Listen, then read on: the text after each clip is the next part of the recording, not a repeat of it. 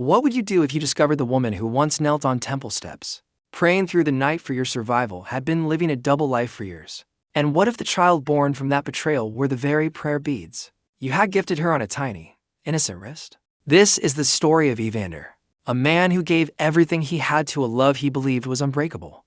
A man who cooked in the kitchen, carried boxes across town, and quietly cut his own career in half, all for the sake of a life built together. And this is the story of how that life was dismantled, piece by piece, while he smiled and trusted without a single shadow of doubt. Evander and Serafina first crossed paths in high school, two sharp minds locked in a fierce rivalry for the top rank in their grade. They clawed at the same prize in every exam, every competition, every academic battlefield the school could throw at them. Then they both got into the same university, and something shifted. Evander made the first move, chasing Serafina for a full year before she finally said yes. But the moment she did, the dynamic flipped completely. She loved him without reservation, without hesitation, without a single crack in her devotion. To the outside world, Serafina was the campus queen, aloof and untouchable, the kind of woman people admired from a distance. But for Evander, she poured out every drop of her warmth. In his sophomore year, when his health deteriorated and malnutrition had him barely functioning, she rented an apartment near campus just to cook for him every single day. Rain, shine, exam season, it did not matter. When his mother fell critically ill in his junior year, and the medical bills reached a staggering amount, Serafina worked a part-time job simultaneously. She earned enough money to cover the fees, but drove herself into a severe illness in the process. She never once complained. Then came the night that changed everything. It was the final year of university, and Evander was returning home late from a mentorship project when a car crashed into his vehicle with devastating force. The doctors told his parents there was a high probability he would never wake up. As the person they knew, Serafina heard those words and did not walk away. She knelt on every single step of a temple staircase, one by one, praying for a safety amulet. She stayed by his hospital bed for 3 days and 3 nights without sleeping, without eating, barely breathing. When Evander finally opened his eyes, weak and disoriented, she was crying so hard she could not form a single coherent word.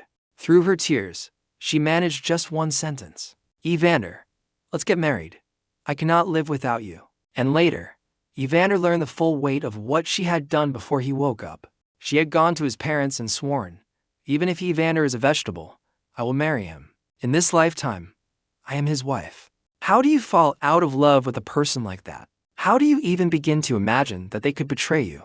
Right after graduation, they married. Serafina stepped up to lead her family's corporation, securing the CEO position with the same iron will she applied to everything. Evander, wanting to support the household and give her space to lead, voluntarily reduced his hours in scientific research. He became the quiet foundation of their home, the one who kept everything steady while she built an empire. 5 years passed. 5 years of what Evander believed was an extraordinary love story. Then came an ordinary afternoon that would crack his world down the middle. A digital birthday invitation landed in his inbox, sent by a mutual friend of his and Serafina's. 1 minute later, the sender hit unsend, but Evander had already seen it. The mother's name listed on the invitation made his hands tremble, like something had short-circuited inside him. That name was also Serafina. People share names. He knew that. He told himself that. But the anxiety clawing at his chest refused to be reasoned away. The next day, Evander tracked down the birthday party venue. He stood at the edge of the bustling banquet hall watching. A little girl was being held tightly by a crouching woman, cheeks flushed with laughter, making a birthday wish.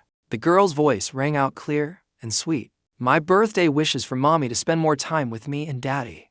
The man standing beside them leaned down with a tender smile and kissed both the woman and the little girl on the cheek. He said he hoped their family of 3 would be happily together forever.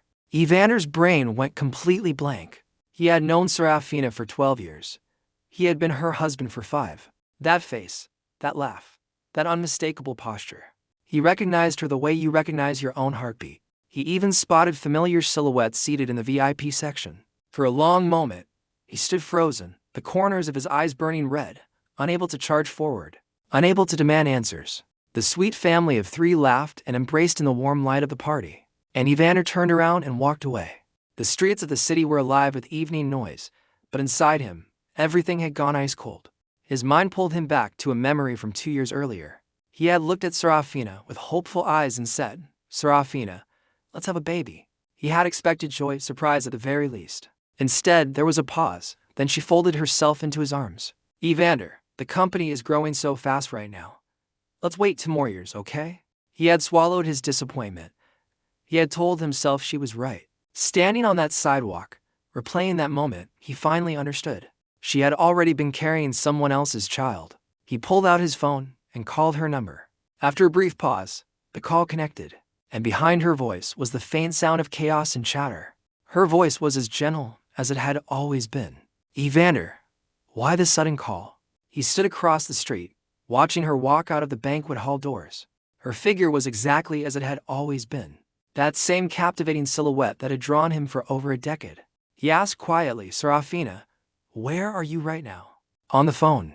She laughed softly and said she had just finished a meeting and was at a market picking out a gift. For him. She asked if he missed her. Then she dropped her voice lower, flirtatious and warm, telling him she missed every single moment they spent together. And she smiled as she said it. He watched her say it. Standing directly across the street, he watched her face light up with that practiced warmth as the lies poured out of her like water. A tear broke free and fell before he could stop it. He thought back over the past few years. The half-month business trip she took every couple of months. The one stretch where she disappeared for nearly half a year, under the excuse of an overseas assignment. That absence, he now realized, was almost certainly when she gave birth to the child. He had never investigated, never questioned, never once let distrust creep into his heart. He had trusted her completely. How many of those business trips were real, and how many were built from lies? He swallowed the tightness in his throat and asked what time she would arrive home the next day, offering to pick her up. Her face flashed with something heavy for just a fraction of a second, then she smiled and declined. Before he could respond, a small voice came cutting through the evening air. Mommy. The little girl from the party came sprinting out of the banquet, running straight towards Serafina. Serafina's body went rigid. Her hand clamped over the child's mouth in a single frantic motion. She muttered into the phone that the market was too noisy, and she would call back later. Then she hung up. Evander stood there, watching Serafina crouch down, kiss the little girl on the forehead, and walk her back inside with a beaming smile. Mother of the year, he thought bitterly. He pulled out his phone and dialed a different number entirely. When Professor Sterling picked up, Evander's voice was hoarse but steady. He said he was willing to join the top-secret research project, and he needed to leave the country as soon as possible. Professor Sterling's voice overflowed with joy on the other end, but he issued one firm warning. For the 6 months following acceptance into this project, all contact with the outside world would be severed completely. Evander closed his eyes and said that was exactly what he was praying for. He went home that night and stood at the entrance looking at the matching couple slippers, the matching pajamas, the toothbrushes side by side. Every domestic symbol of the life they had built together now made his stomach turn. He packed them all into a bag and threw them in the trash. Then he started boxing up his own belongings and arranged to have them shipped back to his old apartment. The next evening, Serafina came home. She dropped her luggage at the door and wrapped herself around him from behind while he was cooking, her head rubbing against his back like a needy cat. Evander, she murmured, I missed you so much. In the past, he would have turned around instantly, pulled her close, sunk into that warmth. Instead, every muscle in his body went rigid. The thought of her giving the same tenderness to another man sent a wave of nausea rolling through him. He broke free from her arms, barely managing to keep his breathing even. Serafina pulled back, her expression shifting with concern. She asked if he was feeling unwell somewhere. He told her his chest felt tight, just needed rest. She immediately wanted to rush him to the hospital, her face creased with worry. He stopped her, sat on the couch, let her fuss. Then she brought out the gifts she had carried back from abroad, one by one. A belt she had spotted and immediately thought of him. A custom atomic force microscope with his initials engraved on it. A tailored suit because the one he wore to his last conference had not sat quite right on his shoulders. She watched him with sparkling eyes, waiting for his reaction. He could not form a single word. This mountain of gifts only proved she had genuinely traveled. She had genuinely prepared. She had put genuine effort into deceiving him. A tailored suit alone was worth a small fortune. How much planning had this deception required? He looked at the woman he had loved for 12 years and desperately wanted to ask one question. Did she not love him at all? Or was this what love looked like when it was split between two people? But he was terrified to hear the answer. Instead, he looked at her and said quietly, Serafina, let's have a baby. Her face changed immediately. She turned her head away, awkward and dismissive. She told him the same thing she had said 2 years earlier. The company needed more time to stabilize. 2 more years. Be patient. She even asked when he had developed such a strong desire for children. He pressed. What if he wanted a child right now? Before she could finish answering, her phone buzzed. She glanced at the screen, and her expression went grave. She stood up immediately, told him the company emergency needed her attention, pecked his lips like a bird and walked out without looking back. The front door clicked shut. The car engine faded into the distance. He sat alone on the sofa, chest split open. She had refused to have a child with him, yet she had spent 10 months carrying another man's baby. And from the corner of his eye, he had glimpsed her phone screen before she left. The message was from that man. A video of the child was attached. She had not noticed. She never noticed anything different about him. She had not even realized that half the house was already empty. The pain in his heart was eventually overtaken by the churning in his stomach. He ran to the bathroom and was violently sick. The physical pain mixed with the dark, terrifying suspicion forming somewhere in the back of his mind. That night, Serafina did not come home. The next morning, Evander went to the hospital alone. The doctor looked at his test results, then looked at him with a heavy sigh. Mr. Evander, your symptoms indicate stomach cancer. He walked out of the hospital corridor in a daze, those words echoing through the hollow space in his chest. The cancer had been developing for 6 months. He stood there looking at the medical report in his hand, feeling an indescribable sourness building behind his eyes. Then he looked up. At the far end of the corridor, he froze. Serafina was there. She was being hugged by that man. Her small face crease was something that looked like grief. Evander ducked into the shadows of a corner and stayed very still.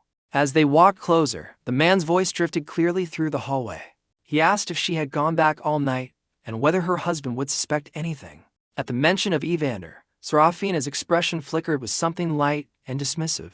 She said he trusted her completely. Then she said something that made the air in Evander's lungs vanish entirely. She told the man, Barnaby, that her husband would only ever be Evander. She said that whatever she and Barnaby were doing together, whatever they had built, it was her way of making up for the guilt she felt toward Evander. Barnaby sighed and nodded, and then Serafina pulled him in, stood on her toes, and kissed him. She laughed softly and said she had already given him such a cute daughter, and he was still jealous. Evander did not step out of the shadows until their figures had completely disappeared. In that moment, his heart felt like it was being carved open by something dull and slow. He had once told her, before they ever got together, that his love for her was one of a kind, and he hoped hers would be too. Serafina had looked at him with complete solemnity and promised that being with him was a lifelong commitment. He had believed every syllable of that promise. Before leaving the hospital, he scheduled his stomach cancer surgery. Then he contacted a lawyer to begin drafting a divorce agreement and handle the property division. He was getting into his car when Serafina called. Her voice sounded exhausted. Hubby, happy birthday. He blinked and checked the date on his phone. In the chaos of the past 2 days, he had completely forgotten his own birthday. She launched into an apology. She had been solving a company emergency all night. She was sorry for spending so little time with him since coming back from the trip. If he had not literally seen her at the hospital with his own eyes just an hour ago, he might have believed it. A bitter taste climbed his throat. He pressed out to words. It's fine. She exhaled with relief on the other end and told him she had been planning his birthday for half a month. She wanted to throw him a banquet, a real one. She wanted to make it the happiest birthday he had ever had. He agreed quietly, thinking that in the past, he would have told her he loved her right then. Now every word out of her mouth felt like another layer of a lie he was too tired to unravel. He hung up before she could say more. That evening, a stylist came to the house to prepare him for the banquet. When Serafina arrived and saw him, her eyes filled with something close to awe. She threw herself into his arms and kissed him breathlessly, telling him how handsome he looked. He gave her a flat glance and said they should get in the car. At the banquet, they walked in together under admiring eyes. People said it again, the thing people always said. The science nerd who landed a CEO wife, a man destined for a life of endless luxury. He used to let those comments wash over him, convinced that real love made everything else irrelevant. Now they felt like a cruel joke. Serafina presented her gift with glittering eyes, a limited edition diamond-encrusted watch from a brand she thought he adored. Except he had only mentioned that brand once, and what he had said was that he actually disliked it. Whose preferences had she been memorizing? Before he could speak, a small force collided with them from the side. A little girl barreled straight into Serafina, nearly knocking Evander off his feet. Her childish voice rang out through the banquet hall. Mommy! Every conversation in the room went quiet. The girl clung to Serafina, looking up with a grief-stricken little face, asking why Mommy was standing so close to this bad uncle. She burst into tears, sobbing that Mommy was going to abandon her and Daddy. The entire room gasped. Evander stood rooted to the spot, his first instinct a desperate animal urge to flee. The child, who bore a slight but unmistakable resemblance to Serafina, was the same little girl from the birthday party. The murmurs of shock and confusion rippled outward through the crowd, and every shred of dignity Evander had carefully maintained began to crumble. Serafina frowned, then crouched down in visible distress, asking the child gently where her parents were. But the question only triggered fiercer wailing. Then Barnaby pushed through the crowd, flushed with apology, grabbing the child and trying to pull her away. He kept bowing and saying he was sorry, that it was his fault for not watching his daughter, that he would take her away right now. But the little girl, Poppy, flailed and screamed, reaching for Serafina, crying that she missed Mommy. Her small furious eyes landed on Evander. "You bad uncle. You stole my Mommy. Give her back to me." The accusation hit him like a slap. But what truly stopped his heart was what he saw on her wrist. Buddhist prayer beads, looped twice around a small wrist, glinting in the banquet lights. He had given those beads to Serafina in the second year of their marriage. He had crawled up every single step of a temple staircase on his knees to buy them. He had kept the matching amulet on him at all times, and the beads he had placed on Serafina's wrist were now on this child. He stepped forward, desperate to look more closely, to confirm or deny what his eyes were screaming at him. Before his fingers could even graze Poppy's hand, a violent shift sent him stumbling backward. He went down hard, his head smashing against the corner of a table. Glass cups shattered around him, shards slicing into him as his vision went white with pain. When he looked up, it was Serafina standing over him. She was shielding the child with her body, glaring down at him with reproach burning in her eyes. She told him that even if the girl had said mean things, he should never try to hurt a child. She spotted a small cut on Poppy's wrist from a flying shard and immediately ordered Barnaby to take the girl to the hospital. She pressed the child close and walked out without a second glance at her husband bleeding on the floor. Barnaby, as he carried Poppy away, threw a single look back over his shoulder at Evander. His eyes were full of smug satisfaction. Around Evander, the whispers multiplied. Voices asking whether the CEO had some kind of relationship with that father and daughter. Voices wondering if Evander was the third wheel in his own marriage. Each word drove in like a needle. His body had reached its limit. The dizzy spin of nausea, the throbbing head, the stomach pain flaring back to life. He collapsed. When he opened his eyes again, he was in a hospital bed. Beside him sat his best friend Declan, who had just stepped off a plane from a business trip and been met with a call saying Evander was in the hospital. Declan tried to sound scolding, but his eyes were swimming with worry. Evander's first question was whether his parents had been told. Declan said he had kept it quiet to spare them the fear. Then Evander told him everything. Every detail, the birthday invitation, the banquet, the hospital corridor, the prayer beads on the child's wrist. By the time he finished, Declan had grabbed a chair and was ready to go find Barnaby personally. Evander stopped him. He said there was no going back to what he and Serafina had been. He just wanted to get as far from her as possible. Declan slumped in his chair, the fight draining out of him. After a long, heavy silence, he asked if they would ever see each other again. Evander nodded. "There will be a day we meet again."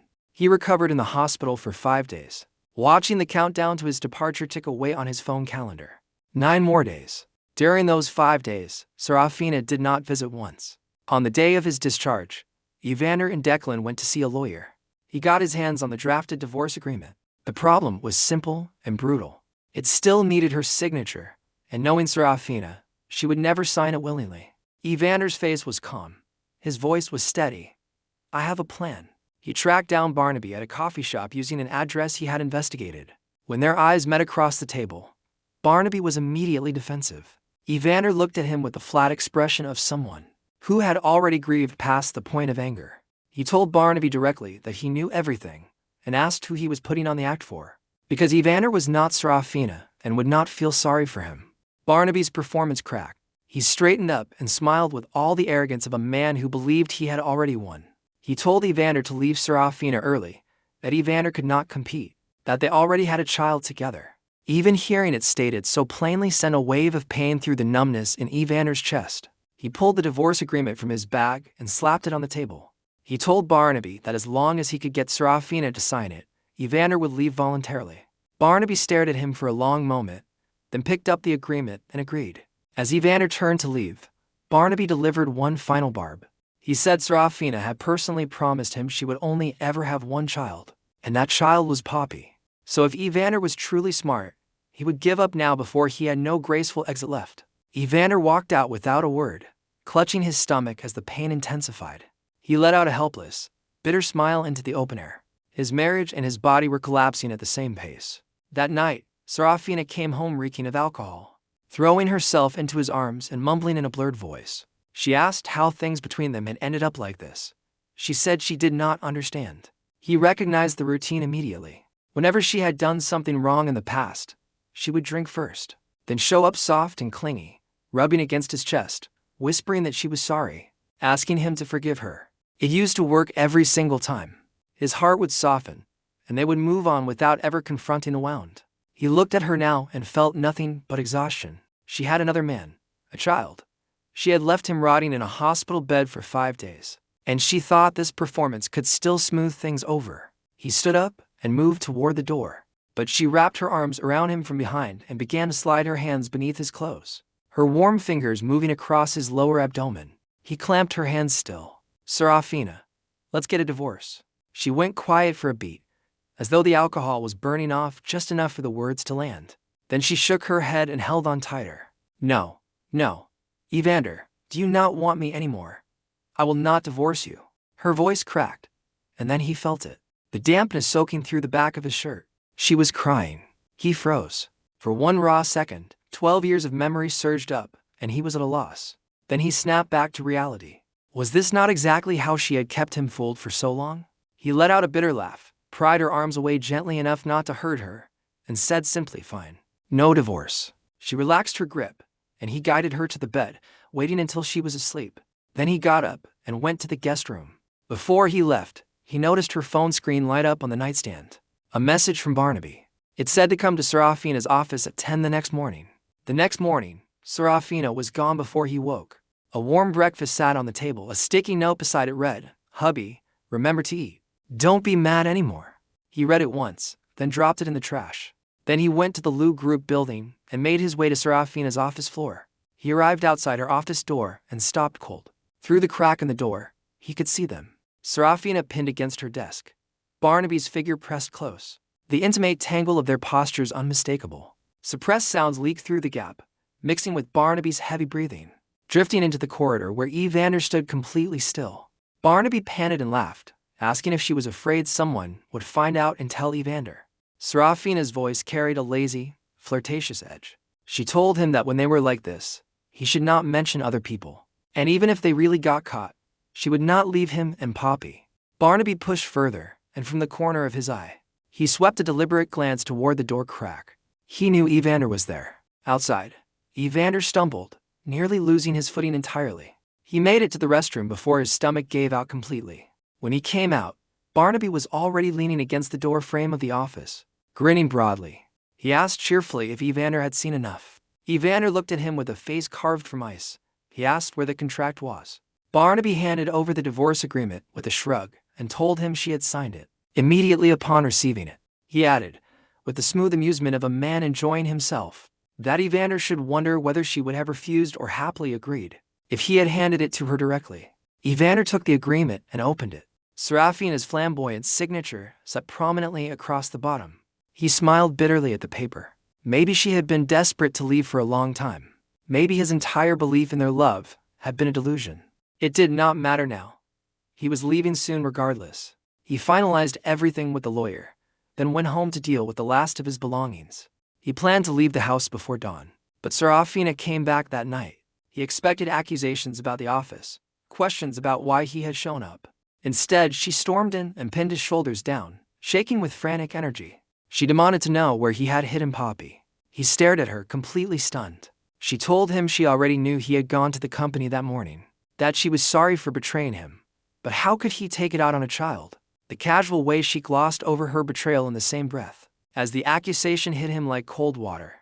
Poppy was missing, and Serafina's first instinct, her immediate unquestioned assumption, was that he had done it.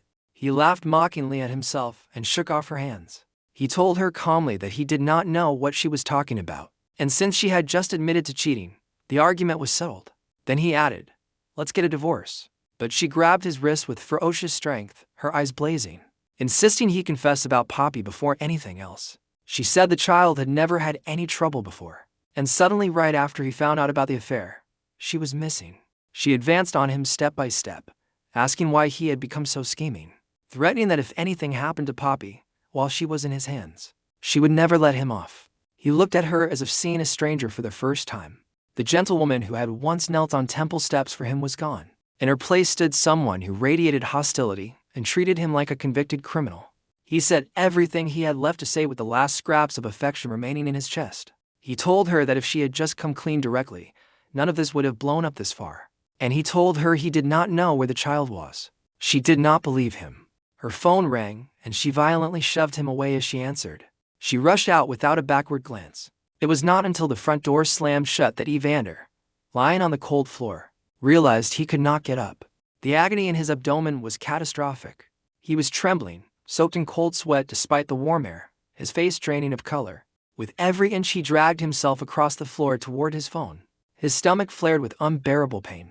He grasped the phone and dialed emergency services. The moment the call disconnected, he lost consciousness. He woke to the sharp smell of disinfectant and the sound of someone crying quietly by the window.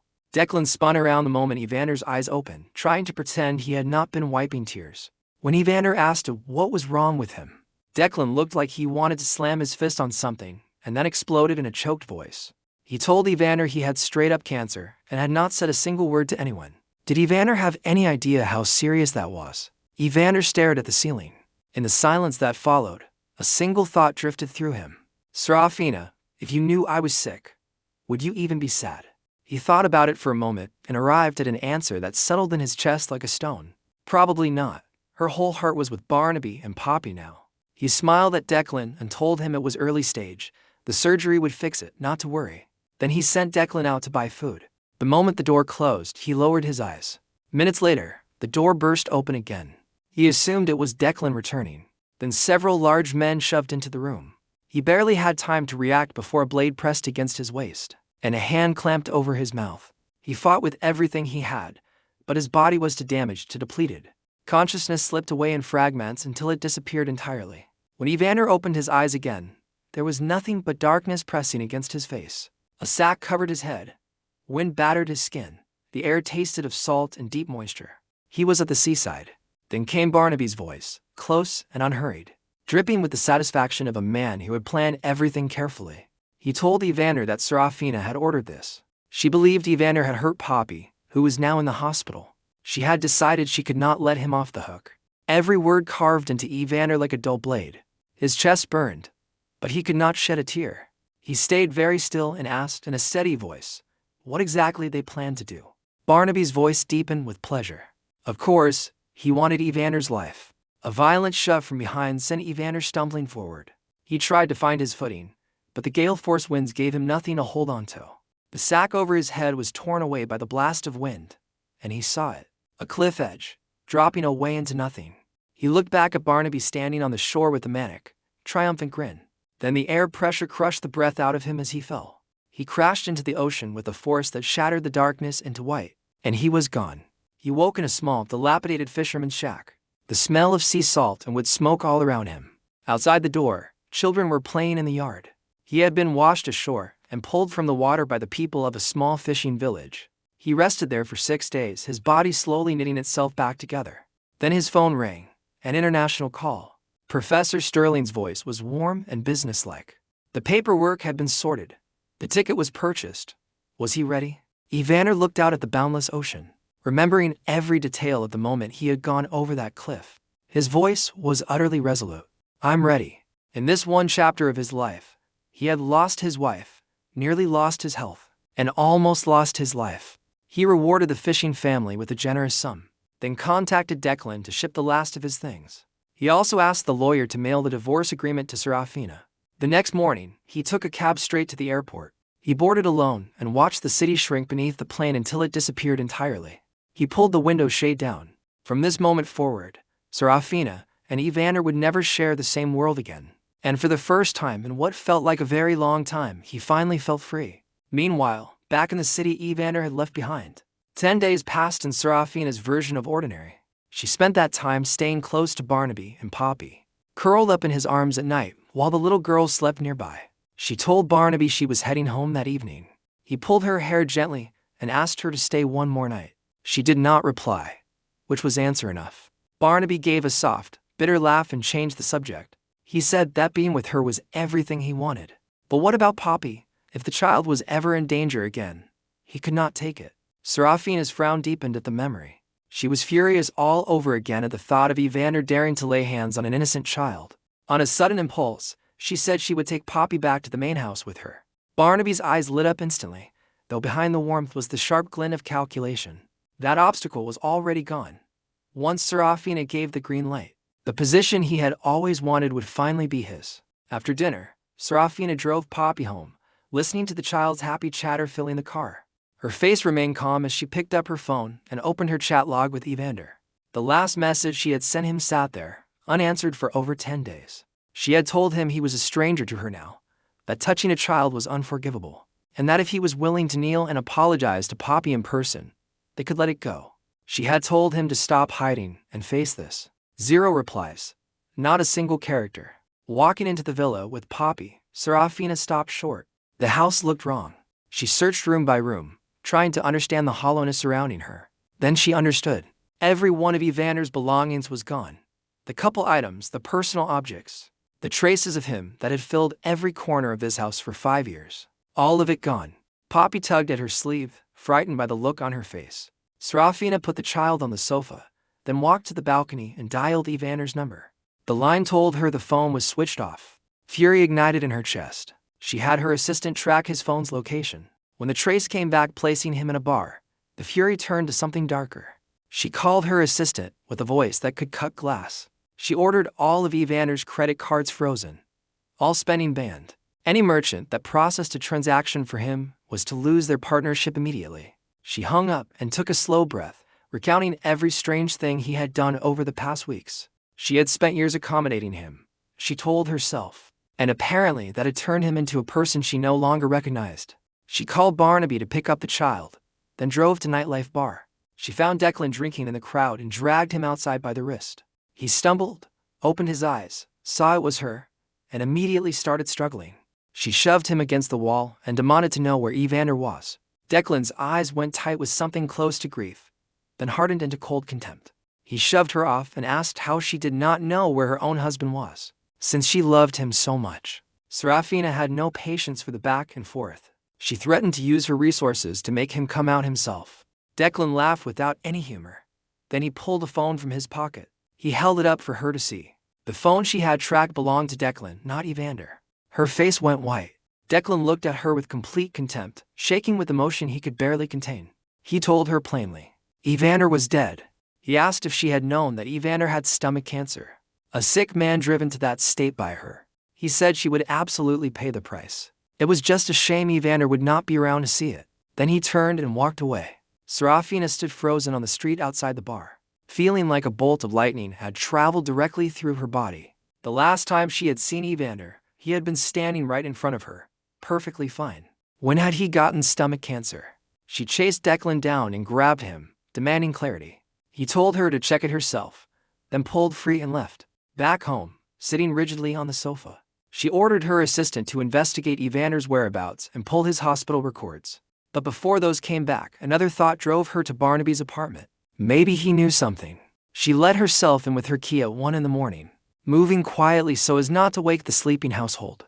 But outside the bedroom door, she heard Poppy's small voice, bright and cheerful, asking why Mommy had not come back yet to pick them up. Serafina's hand froze on the doorknob. The child said Daddy had told her the bad uncle was dead and would not bother Mommy anymore. Barnaby's voice replied warmly that once Mommy realized the bad uncle was really gone, she would come pick them up to live in the big house together. He assured Poppy the bad uncle could never come back because he was already dead. Outside the door, Serafina's fist clenched until her knuckles went pale. The phone in her pocket buzzed. She stepped away to answer it. Her assistant's voice was tense and halting, but the message was clear. Evander's identification status had been officially listed as deceased. The hospital reports confirmed a stomach cancer diagnosis 1 month prior, with a readmission shortly after indicating the condition had worsened. The assistant hesitated, then added quietly that Evander had not had it easy. Serafina drove home in a blind, shaking panic. She opened her computer and clicked through the folder her assistant had sent. The death certificate, the identification status cancellation, the hospital reports, the readmission date that matched perfectly with the night she had shoved him to the floor, watched him crumple in pain, and walked out without looking back. She had assumed he was performing for sympathy. She had walked out while he lay there, his stomach cancer flaring into a crisis. She had done that. Serafina's eyes went red. The tears came without warning, trailing silently down her face. She slumped in her chair, staring at the screen, her voice barely a whisper. How could this happen? How could her Evander be dead? A week passed, then another. No trace of him emerged domestically or internationally. Declan had gone completely silent. Her assistant gently suggested that maybe Evander simply did not want to be found. Serafina turned her head and looked blankly out the window without moving. She was not going to give up. Then she remembered the conversation she had overheard between Barnaby and Poppy. He had been absolutely certain Evander could never come back. What exactly did never coming back mean? She ordered her assistant to investigate every single movement Barnaby had made during the relevant time frame. The results came back the next morning. One specific trip stood out. On the day Evander vanished, Barnaby had taken a taxi to the coast and met with a group of unfamiliar men. When her assistant identified those men, Serafina's eyes went very still and very dark. They were hardened criminals. She called the police immediately and handed over everything she had. During the interrogation, the men stared at Serafina with open contempt and told her that her man was never coming back. They described how Evander had been dragged to the edge of the cliff, and Barnaby had given him a single push. They said it was a guaranteed death sentence. Serafina went cold all the way through. Walking out of the interrogation room, she reviewed the documented evidence. Barnaby had bribed staff at the birthday banquet to let him and Poppy inside. He had staged Poppy's kidnapping to make Serafina turn on Evander. He had paid people $3 million to kidnap Evander and take his life. The account details were attached. It was unmistakably his. That evening, Barnaby came home with Poppy laughing at the door. The smile disappeared from his face the moment he saw Serafina sitting on the sofa with two police officers. Poppy ran towards Serafina, then shrank back at the sight of the strangers. Barnaby forced a stiff smile and started to sit down beside Serafina. Before he could, the laptop on the coffee table blared to life. An audio recording played through the room, a voice describing how Barnaby had ordered them to quietly take Evander from the hospital, bring him to the cliff, and that Barnaby himself had been the one to push him over. Barnaby's face went the color of chalk. He fumbled for the laptop and stopped the recording, his hands shaking visibly. He looked up at Serafina with red-rimmed eyes and tried to suggest that Evander had hired someone to frame him. Serafina looked at him for a long moment, then threw the evidence across the table at him one piece at a time. His bribed access to the birthday banquet, the staged kidnapping, the criminal contract, all of it. Poppy threw herself at her father, crying and begging Serafina not to blame him. Barnaby's voice turned frantic, stumbling over apologies and explanations. He said he just had not wanted to be separated from her. He had not meant for it to go this far. Serafina looked at the two of them and felt something close to ice moving through her veins. She told Barnaby she had always thought he was gentle and understanding, and now she understood she had been completely blind.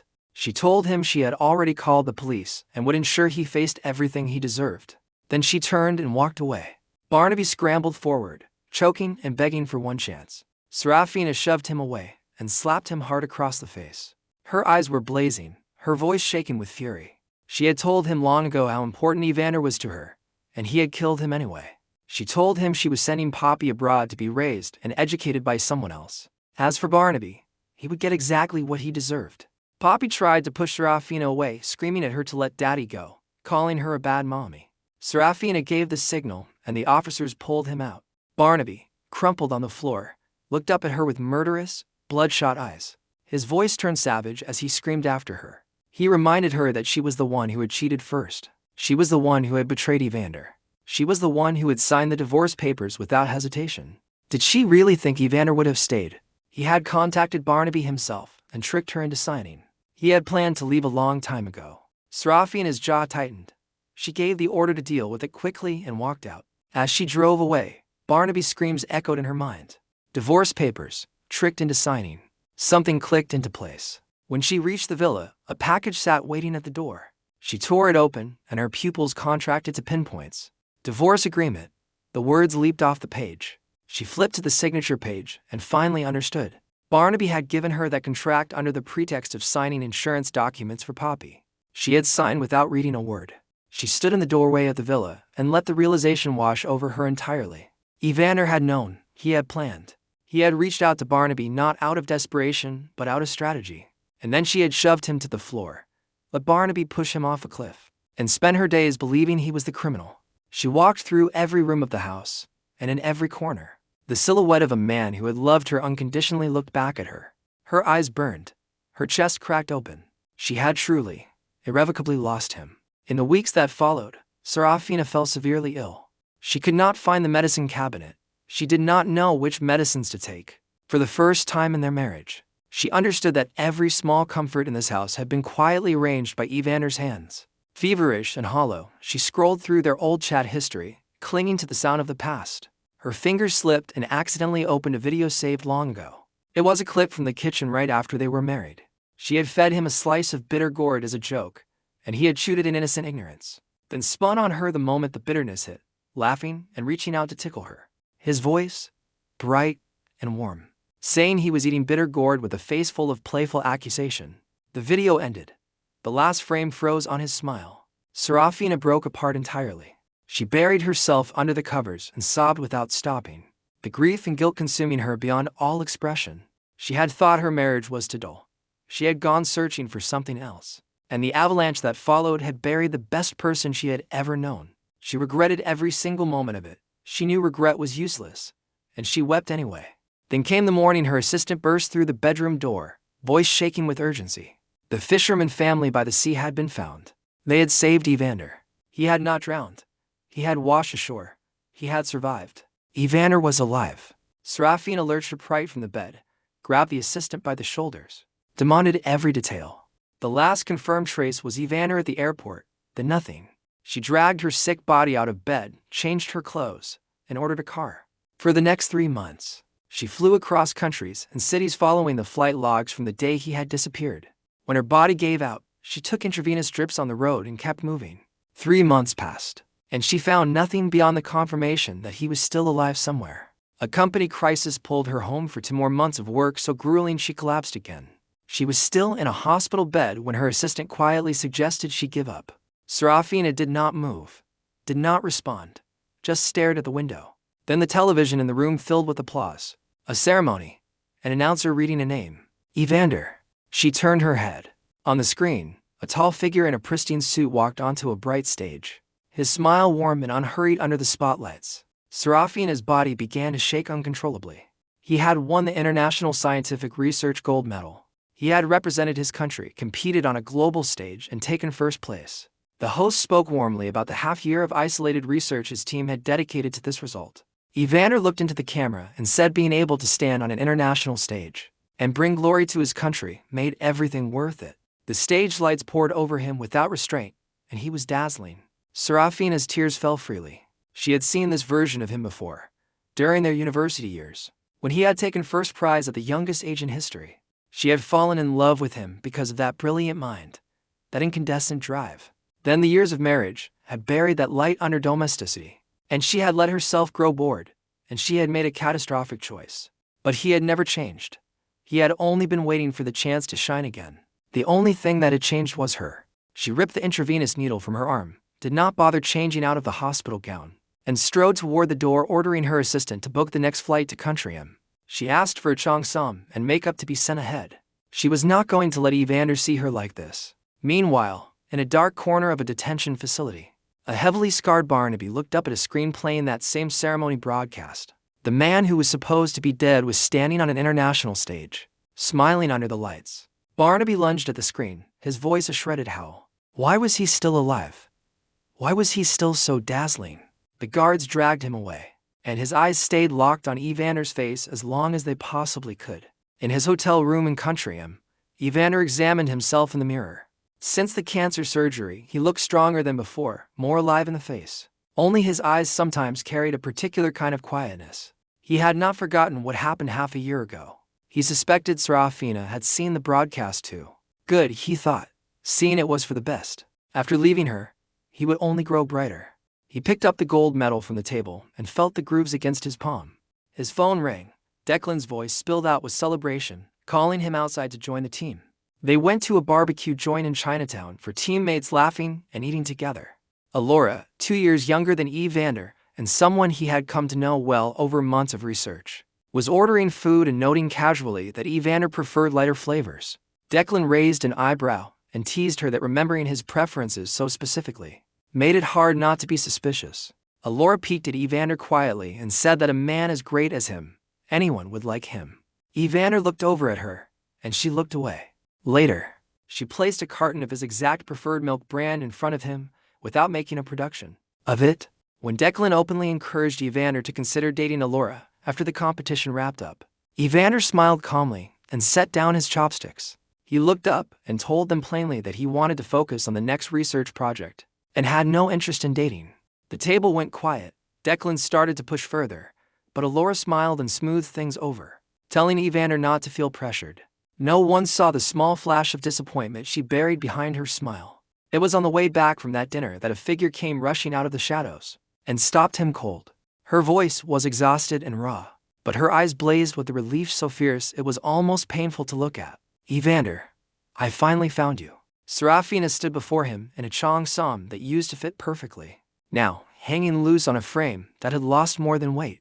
The dark circles under her eyes were heavy. Her face was haggard where it had once been radiant.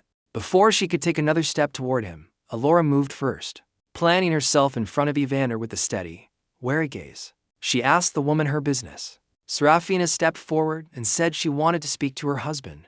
The word landed like a stone in still water, rippling out through the stunned silence of everyone present. Evander stepped forward and met Serafina's gaze. She told him everything. 6 months of searching through country after country. Not a single day without looking for him. Every city bringing her closer, and still never close enough. She asked him to come back with her. He looked at her for a long moment. His voice was ice. I don't want to see you ever again, Serafina. Stop disrupting my life. We are completely done. He walked away. Alora blocked Serafina and reminded her plainly what Evander had just said. When they reached the hotel, Evander exhaled slowly and said she was just a stranger. Then he went to his room. He leaned against the closed door in the dark. The sealed memories cracked open again. But compared to the drowning despair of 6 months ago, what he felt now was closer to numbness. If you do not love, he told himself, it will not hurt. The next morning, Serafina was still there. She had been standing outside the hotel since the night before. Tourists nearby were murmuring about her, wondering who she was waiting for. Evander went outside to face her. She met his eyes with tears already forming, her voice barely holding together. She gave him 2 minutes. She said she was not asking him to pretend none of it had happened. She acknowledged that she had cheated, that she had had a child with another man, that Barnaby had acted without her knowledge on multiple fronts. She said she had never intended to truly hurt him. Evander looked down at her. He asked whether she really thought none of it had anything to do with her. He named everything one by one without raising his voice. What she had done with Barnaby, had she been forced? The birthday night when she shoved him away. Had someone else's hands done that? The kidnapping accusation, had she been tricked into that too? If she had not enabled it, none of it would have been possible. He told her she was never innocent. Then he told her that with stomach cancer in his body and her delivering blow after blow, she should not expect forgiveness. He walked back to the hotel entrance where Alora had been waiting, and as he reached her, his legs gave way. She caught him before he hit the ground, her arms steady and sure. The 2 days that followed were spent walking the city with Declan and Alora, simple and quiet. Then came the second competition in Country C.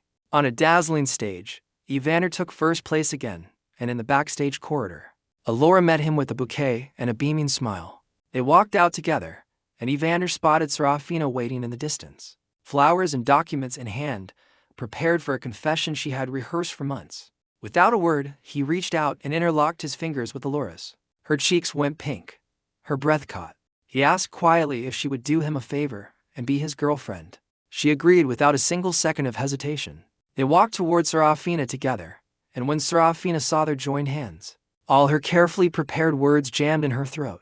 She insisted it was a performance, that he was faking it to get rid of her, that he could not possibly have fallen for someone else. Evander looked at her and asked, simply, why not? Then he leaned down and kissed Alora, light and quick, like a punctuation mark ending a very long sentence. When he pulled back, He looked at Serafina one final time. She stood there with the flowers and the transfer agreement still in her hands, her eyes bloodshot, her body motionless. She forced a bitter smile and told him she had not expected this, but that as long as he was happy, that was enough. She was leaving, and everyone knew it. Evander told her, simply, that he was starting a new life, and said goodbye. He walked away with Alora beside him and never looked back. That night, alone in his hotel room with a velvet box open in his hand and a pair of couple rings catching the light, he finally let the past go completely.